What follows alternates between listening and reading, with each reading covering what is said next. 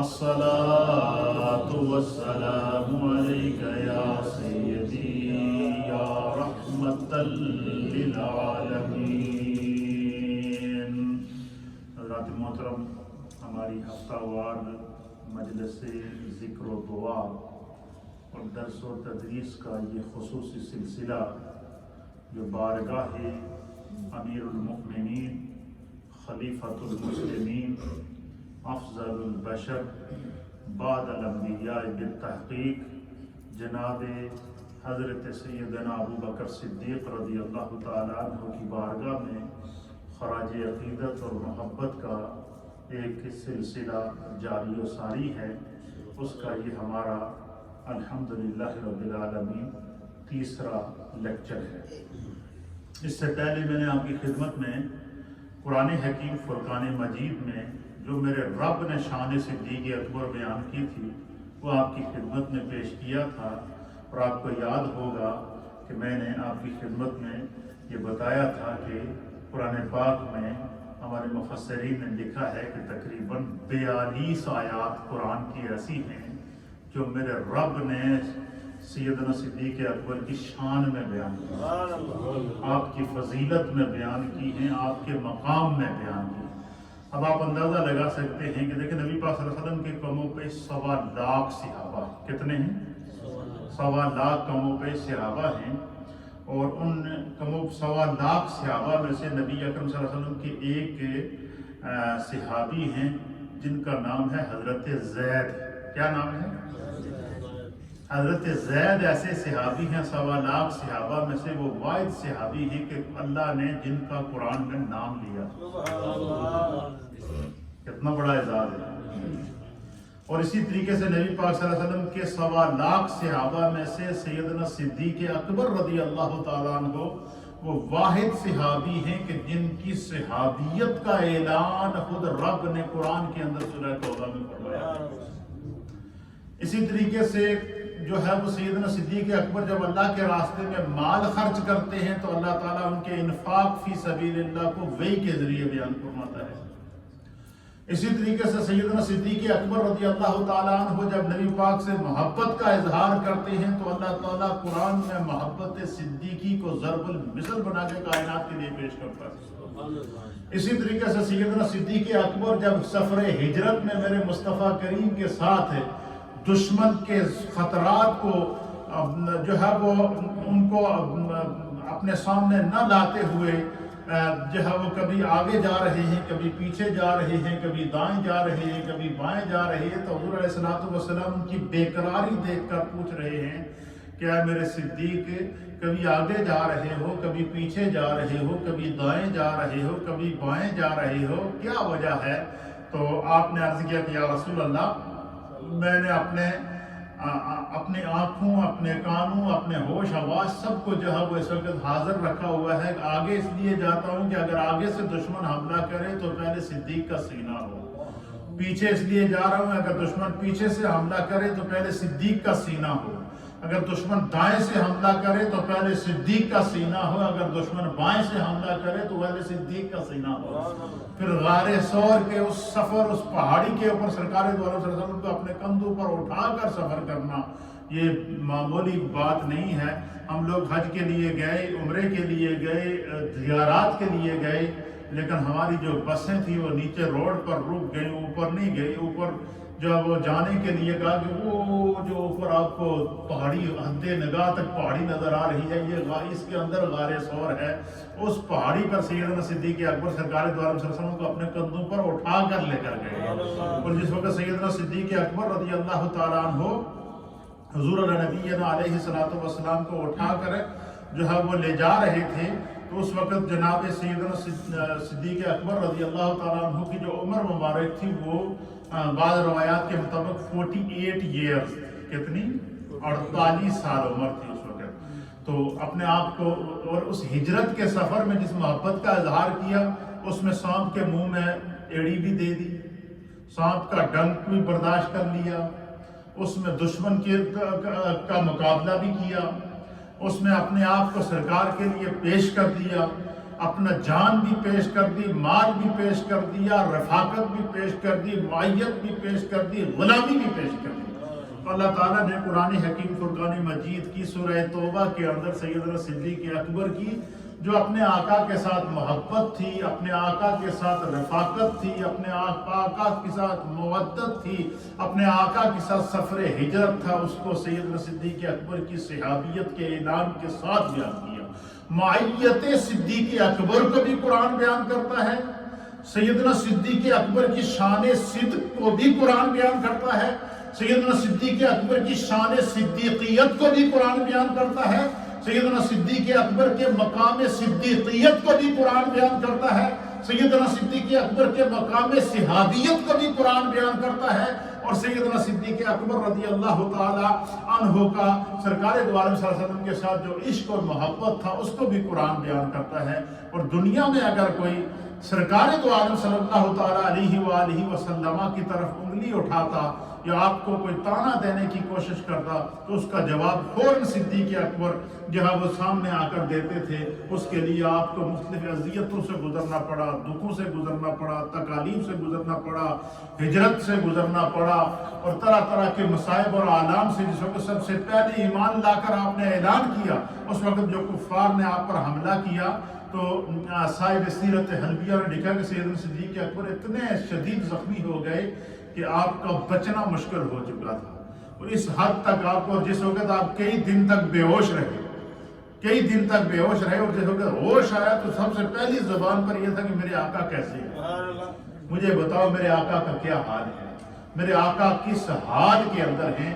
تو قرآن نے سیدنا صدیق اکبر کے عشق کو بھی ضرب المثل بنایا ہے، قرآن نے صدیق اکبر کی محبت رسول، عشق رسول کو بھی ضرب مثل بنایا ہے، قرآن نے صدیق اکبر کے ایمان کو بھی ضرب المثل بنایا ہے، قرآن نے صدیق اکبر کی رضائے الہی اور رضائے مصطفیٰ کو بھی ضرب المثل بنایا ہے، قرآن نے سیدنا صدیق اکبر کی صدیقیت کو بھی ضرب المثل بنایا ہے، قرآن کریم نے سیدنا صدیق اکبر کی رفاقت کو بھی ضرب المثل بنایا ہے، قرآن کریم نے سیدنا صدیق اکبر کے جو اسلام پر احسانات ہیں ان کو بھی ضرب المثل بنایا ہے، قرآن نے سیدنا صدیق اکبر کے انفاق فی سبیل اللہ کو بھی ضرب المثل بنایا ہے۔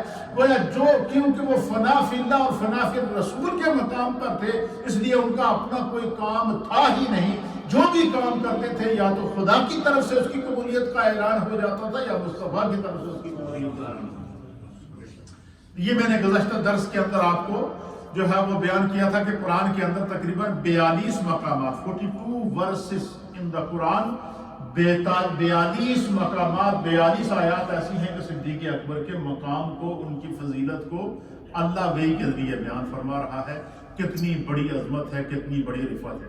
آج میں آپ کی خدمت میں پیش کروں گا کہ سیدنا صدیق اکبر کی جو شانیں ہیں وہ اتنی بے مثال ہیں، اتنی بے مثال ہیں، اتنی بے مثال ہیں کہ ان کی اگر کسی ایک شان پر گفتگو کی جائے تو آپ دیکھیں 1400 سال سے صحابہ اکرام، تابعین، تبع تابعین، ائمہ مجتہدین، علماء امت، اولیاء کاملین، صاحبان فکر و نظر 1400 سال سے مسلسل بیان کر رہے ہیں۔ ہر سال جب آپ سنتے ہیں تو آپ کو کوئی نہ کوئی روح کو تازگی ملتی ہے یا نہیں ملتی؟ کوئی نہ کوئی نئی بات آپ کے سامنے آتی ہے یا کہ نہیں آتی؟ کیوں کہ میرے مصطفیٰ کے لیے انہوں نے اپنے آپ کو پیش کیا۔ تو اللہ کے حبیب علیہ السلام نے کا ارشاد ہے، حضور علیہ السلام نے فرمایا کہ من کان للہ وکان اللہ لہ، حضور نے فرمایا کہ جڑا خدا دا ہو جائے نا تو خدا اس دا ہو جاتا ہے۔ اس حدیث کا مفہوم کیا ہے؟ من کان للہ، جو خدا کا ہو جائے، وکان اللہ لہ، تو اللہ اس کا ہو جاتا ہے۔ اب مجھے بتائیں اس شخص کا کیا عالم ہوگا کہ خدا اس کا ہو جائے اور وہ خدا کا ہو جائے۔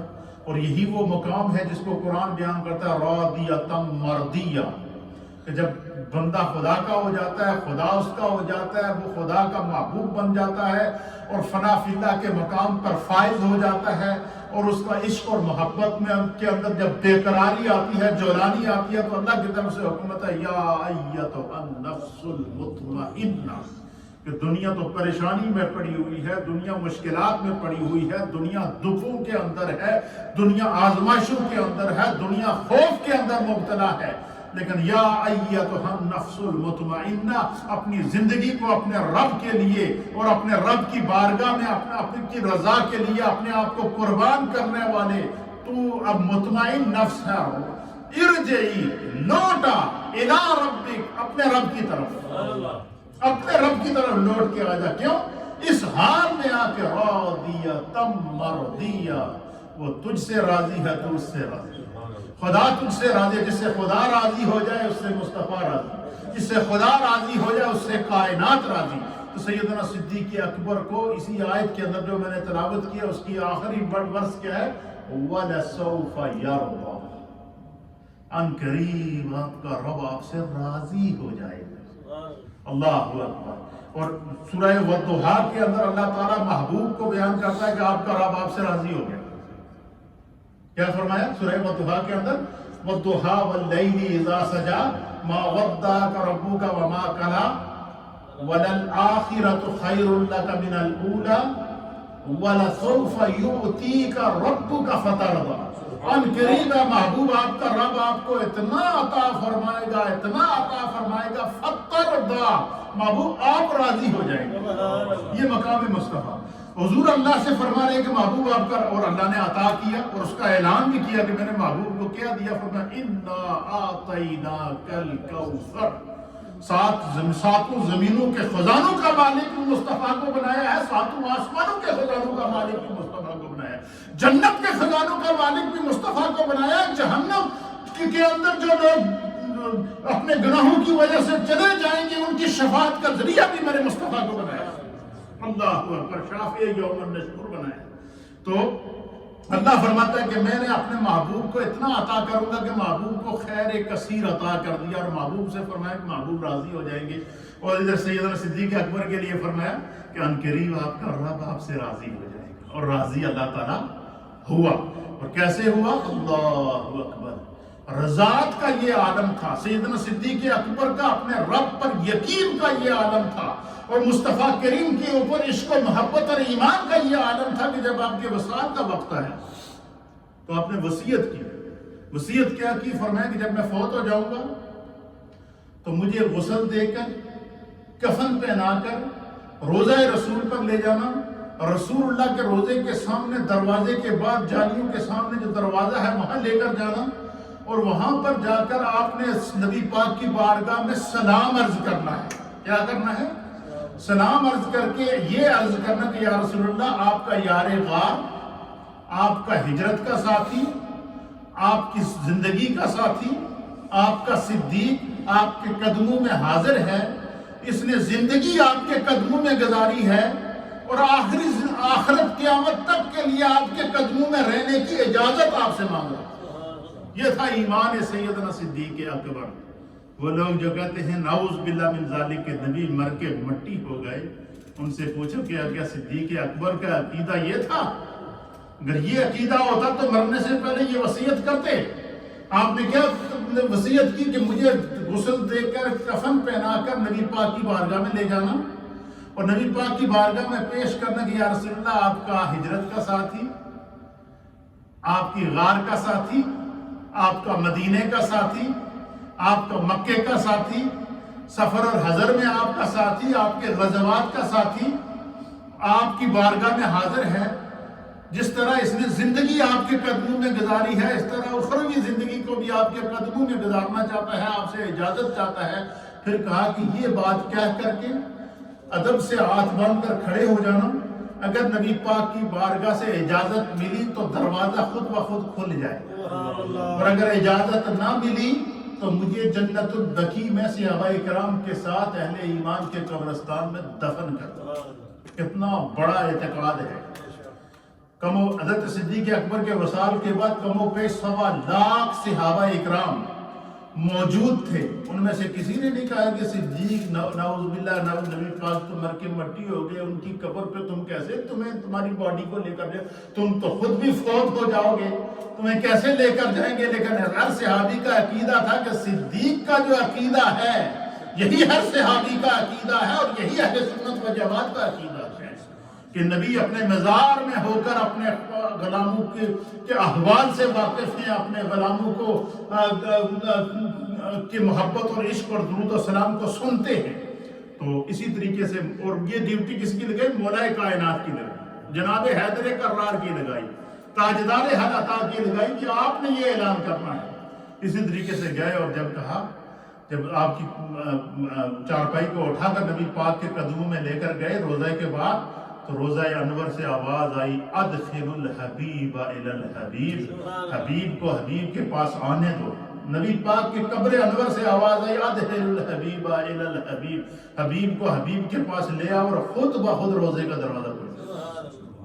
یہ ہے مقام، یہ ہے عظمت، یہ اس بے شمار شانیں ہیں۔ آج میں آپ کے سامنے صرف 4 حدیثیں پیش کروں گا یا 5 حدیثیں، اور وہ حدیثیں صرف وہ حدیثیں ہیں کہ جن حدیثوں میں سرکار نے حضرت ابوبکر صدیق کو دنیا میں جنتی ہونے کے لیے ایگزامپل بنا کے پیش کیا۔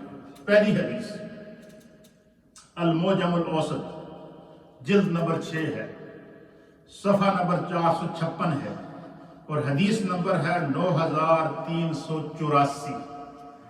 آپ نبی اکرم صلی اللہ تعالیٰ علیہ وسلم کی مجلس لگی تھی، صحابہ اکرام ہدایت کے ستارے حضور علیہ السلام کی مجلس میں تشریف فرما تھے، اور سامنے سے سیدنا صدیق اکبر رضی اللہ تعالیٰ عنہ تشریف لائے۔ جیسے ہی صدیق اکبر رضی اللہ تعالیٰ عنہ پر حضور علیہ السلام کی نظر پڑی نا، تو سرکار دو عالم صلی اللہ علیہ وسلم نے صحابہ سے فرمایا کہ جس نے دنیا میں چلتا پھرتا جنتی دیکھنا ہو، وہ دیکھو سامنے سے میرا صدیق آ رہا ہے۔ اللہ، ذرا تصور میں جائیں، جتنے بھی میرے پیارے ساتھی یہاں موجود ہیں مسجد کے اندر، جو ریڈیو کے ذریعے خواتین و احباب مجھے سن رہے ہیں، یا سوشل میڈیا کے ذریعے اس وقت پوری دنیا میں مجھے دیکھا جا رہا ہے، جو بھی شخص اس وقت اس پروگرام کو دیکھ رہا ہے، ذرا تصور میں جائے نا، وہ کیا منظر ہوگا کہ صحابہ اکرام سے مسجد بھری ہوئی ہے۔ حضور علیہ السلام نے فرمایا کہ جس نے دنیا میں چلتا پھرتا جنتی دیکھنا ہے، وہ دیکھو سامنے سے میرا صدیق آ رہا ہے۔ یہ ایک خوشخبری ہے دنیا میں جنت کی دی۔ دوسری سنیے، اللہ سنن ابو داؤد شریف کی حدیث ہے، یہ بھی جلد نمبر 4 ہے، صفحہ 280 ہے، اور حدیث نمبر ہے 4652، 4652 نمبر حدیث ہے، رقم الحدیث۔ یہ ابو داؤد شریف کی حدیث ہے۔ نبی اکرم صلی اللہ تعالیٰ علیہ وآلہ وسلم نے فرمایا کہ ابو بکر میری امت میں سب سے پہلے جنت میں داخل ہونے والے شخص۔ حضور علیہ السلام نے سیدنا صدیق اکبر کو مخاطب کر کے فرمایا کہ ابو بکر میں تمہیں ایک اور خوشخبری نہ سناؤں؟ یا رسول اللہ ضرور سنائیے۔ سرکار نے فرمایا کہ اے ابو بکر میری امت میں سب سے پہلے جنت میں داخل ہونے والے تم ہوگے۔ سب سے پہلے جنت میں داخل ہونے والے کون ہوگے؟ تم ہوگے۔ اور کیسے ہوں گے؟ آگے سنیے، تیسری حدیث سماعت کریں۔ نبی علیہ السلام نے فرمایا کہ جب اذا زلزلت الارض زلزالها، کہ جب قیامت برپا ہوگی تو زمینوں پہ زلزلہ برپا ہوگا، اینڈ آف دا ورلڈ ہو جائے گا، تو کیا ہوگا؟ فرمایا اذا زلزلت الارض زلزالها واخرجت الارض اثقالها، زمین اپنے اندر جتنی مخلوق کو چھپا کے رکھا تھا اس کو باہر نکالے گی۔ اس کا معنی کیا ہے؟ اس کی تفسیر کے اندر مفسرین نے لکھا کہ قبریں اپنا منہ کھول دیں گی۔ کیا ہوں گی؟ حضور علیہ السلام نے فرمایا کہ سب سے پہلے جب قیامت آئے گی تو سب سے پہلے میری ابو بکر اور عمر کی قبر شق ہوگی۔ سرکار نے فرمایا کہ سب سے پہلے میں قبر سے باہر آؤں گا۔ سرکار نے فرمایا میرے ساتھ ابو بکر ہوں گے اور میرے ساتھ عمر ہوں گے۔ پھر سرکار فرماتے ہیں اسی طریقے سے تمام امتیں باہر آ جائیں گی، حشر برپا ہوگا، جنتیوں کے جنت میں داخلے کا فیصلہ ہو جائے گا، جہنمیوں کے جہنم میں داخل ہونے کا فیصلہ ہو جائے گا۔ پھر جنتی مخلوق جنت کی طرف جانے سے پہلے انتظار کرے گی کہ جنت کا دروازہ کب کھلے تو ہم اندر جائیں. کیا جنت کا دروازہ کب کھلے تو ہم اندر جائیں؟ تو سرکار دو عالم صلی اللہ تعالیٰ علیہ وسلم نے فرمایا کہ میں بتاؤں کہ جنت کے دروازے کی چابی کس کے ہاتھ میں ہوگی؟ صحابہ نے عرض کیا یا رسول اللہ ضرور ارشاد فرمائیے. حضور نے فرمایا کہ جنت کے دروازے کی چابی میں ابو بکر کے ہاتھ میں دوں گا. کیا کریں گے؟ حضور فرماتے ہیں کہ ابو بکر جنت کے دروازے کی چابی لگا کر سب سے پہلے جنت کے دروازے کو ابو بکر کھولیں گے اور پھر میں مصطفیٰ سب سے پہلے جنت میں داخل ہوں گا. اور سرکار نے فرمایا میرے ساتھ داخل ہونے والے ابو بکر ہوں گے.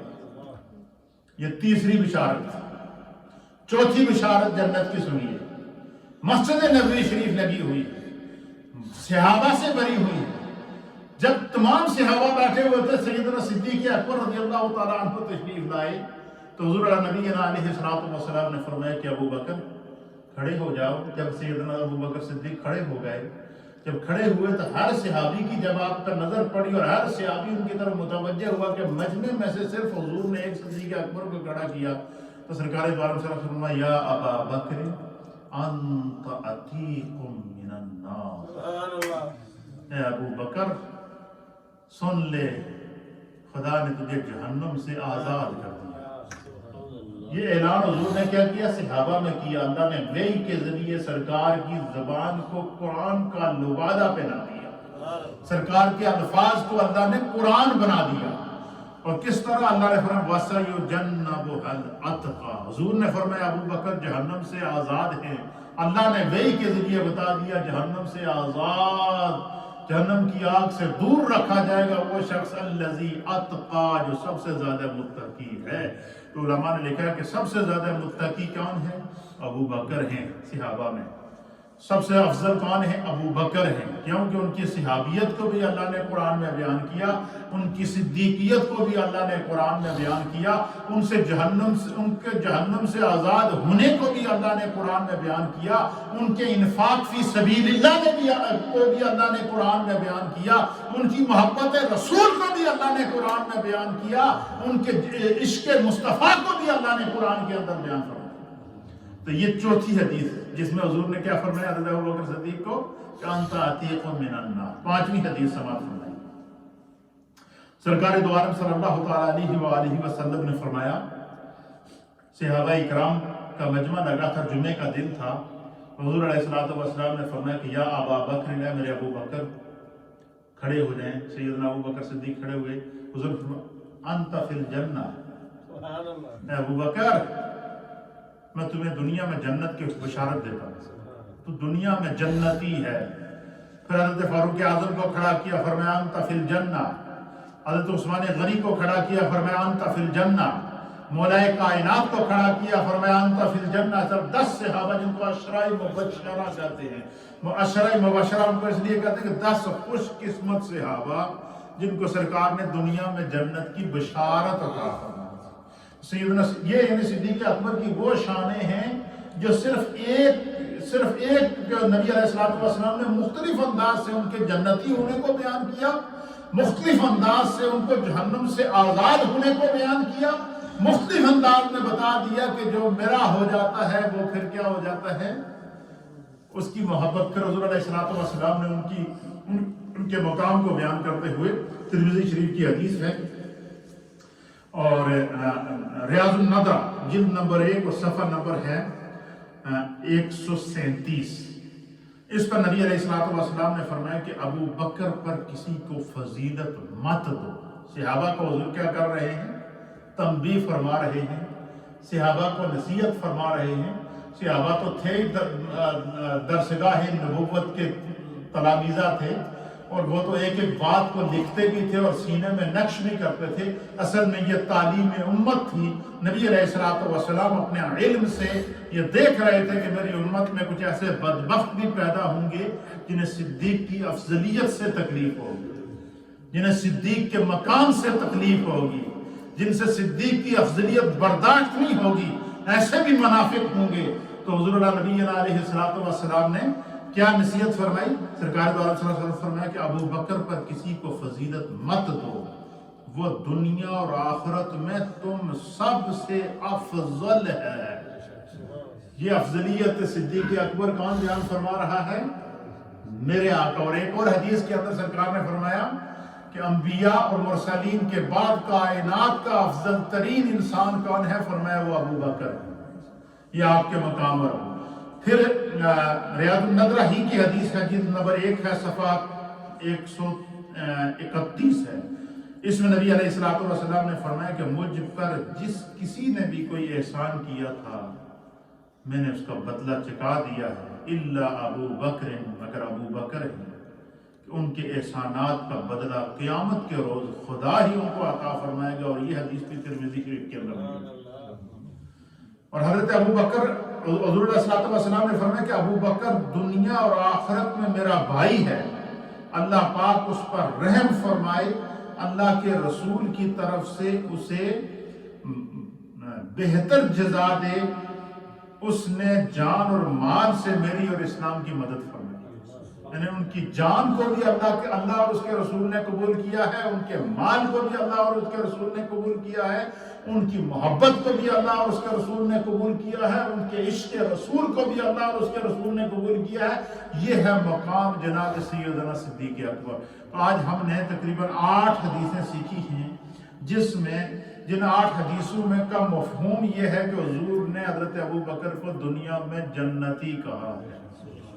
اور مجھے بتائیں کہ ہمیں کوئی دنیا کی کوئی خوشخبری مل جائے تو ہم تو آپے سے باہر ہو جاتے ہیں، لیکن جن کو میرے مصطفیٰ نے فرمایا کہ جنت کی چابی بھی اس کے ہاتھ میں، جنت کا دروازہ بھی یہی کھولے گا، جہنم اس کے دروازے اس کے لیے۔ ایک اور روایت کے اندر نبی علیہ السلام نے فرمایا کہ اللہ تعالیٰ نے بندہ مومن کے لیے کے اندر ایسی فرمایا کہ اہل ایمان کے لیے تقریباً 360 ایسی خصلتیں ہیں، اسلام کے 360 ایسے نقوش ہیں، ایسے افکار ہیں، ایسے کردار ہیں، ایسے احکام ہیں، حضور علیہ السلام ایسی صفات ہیں۔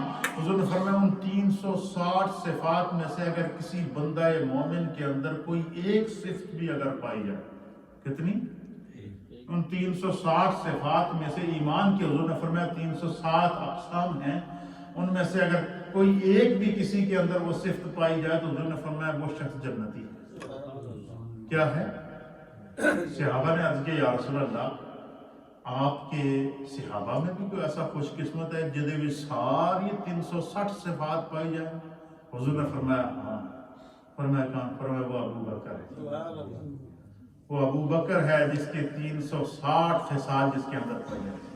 پھر ایک اور حدیث کے اندر حضور نبی علیہ السلام نے فرمایا کہ جب جنت کے 8 دروازے ہیں، حضور نے کیا فرمایا؟ اللہ کی جو جنت کے عرض اور اس کے طول کو قرآن بیان فرماتا ہے، اور جنت کا عرض اور اس کا طول کتنا ہوگا؟ علماء اور محدثین نے لکھا کہ 7 زمینوں کی چوڑائی کو اور 7 زمینوں کی لمبائی کو اگر برابر کیا جائے تو یہ جنت کا جو ہے وہ یہ طول اور عرض بنتا ہے۔ اسی طریقے سے 7 آسمانوں کے طول اور عرض کو اگر ملا دیا جائے تو یہ جنت کا طول اور عرض بنتا ہے۔ اتنی بڑی جنت اللہ نے اہل ایمان کے لیے تیار کی ہے۔ سرکار دو عالم صلی اللہ علیہ وسلم اس جنت کے 8 دروازے ہیں۔ کتنے ہیں؟ فرمایا کہ جو لوگ دنیا میں اپنے مال سے زکوٰۃ نکالتے تھے، ایک دروازے پہ لکھا ہوگا باب الزکاۃ، ان لوگوں کے لیے حکم ہوگا کہ تم اپنے مال حلال روزی سے زکوٰۃ نکالتے تھے، جاؤ باب الزکاۃ سے جنت میں داخل ہو جاؤ۔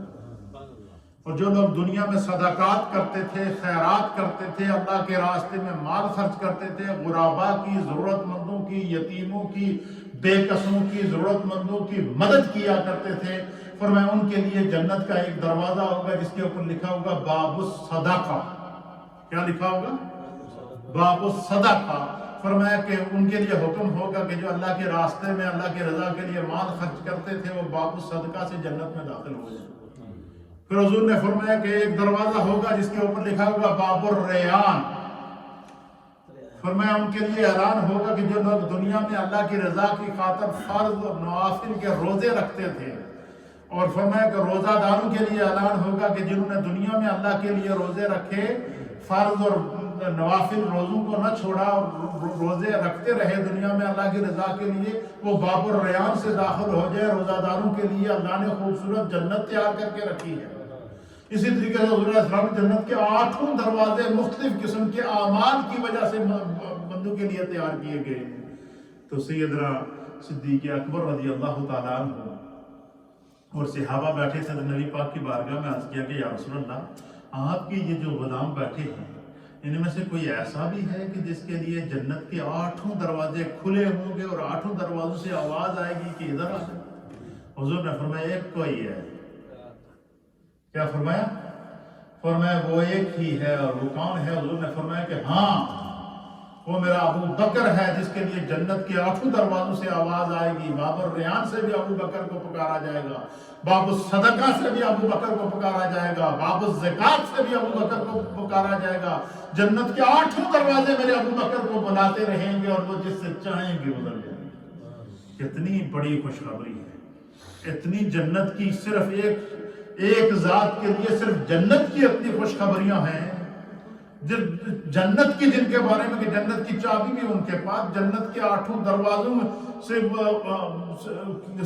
کے لیے کھولے جائیں گے۔ فرمایا کہ مصطفیٰ کے ساتھ جنت میں وہ داخل ہوں گے۔ پھر حضور علیہ السلام نے فرمایا کہ ابو بکر، جب قیامت کا دن ہوگا، میری امت پیاسی ہوگی، میں حوض کوثر پر کھڑا ہوں گا اور اپنی امت کو جام کوثر پلاتا جاؤں گا، اور جو شخص حضور علیہ السلام کے ہاتھ سے جام کوثر پیے گا، وہ قیامت کی وہ گرمی کے سورج سوا نیزے پر ہوگا، انسان اپنے پسینوں میں ڈوبا ہوگا، اس کو پھر پیاس نہیں لگے گی۔ حضور نے فرمایا کہ آپ کو بتاؤں، ابو بکر حوض کوثر میں بھی میرے ساتھ ہے۔ فرمایا کہ جس طرح ابو بکر غار میں میرے ساتھ تھا، اس طرح حوض کوثر میں بھی ابو بکر میرے ساتھ ہوگا، جام کوثر میرے ساتھ تقسیم کر رہا ہوگا۔ یہ ہے مقام سیدنا صدیق اکبر رضی اللہ تعالیٰ عنہ۔ تو آج ہم نے صرف سیدنا صدیق اکبر کے جنتی ہونے کی وہ احادیث جو میرے مصطفیٰ نے ان کو دنیا میں جنت کی خوشخبریاں سنائی تھی، یہ آپ کی خدمت میں اس لیے پیش کی ہیں کہ ہمیں حضرت صدیق اکبر کی سیرت سے، آپ کے کردار سے اور آپ کے افکار سے سبق سیکھنا ہے کہ ہم اگر وہ عادات پائیں اور جو سیرت مصطفیٰ کے وہ نقشے پائیں اور سیدنا صدیق اکبر کے ان افکار کو اور ان کی سیرت کو اپنائیں، تو اللہ تعالیٰ ہمیں بھی ان کے صدقے جنت میں جگہ عطا فرمائے۔ خدا پوری امت کو صدیق اکبر کی محبت اور آپ کے مقام اور آپ کی افضلیت اور آپ کے عظمت کو سمجھنے کی توفیق عطا فرمائے۔ تھوڑا سا ذکر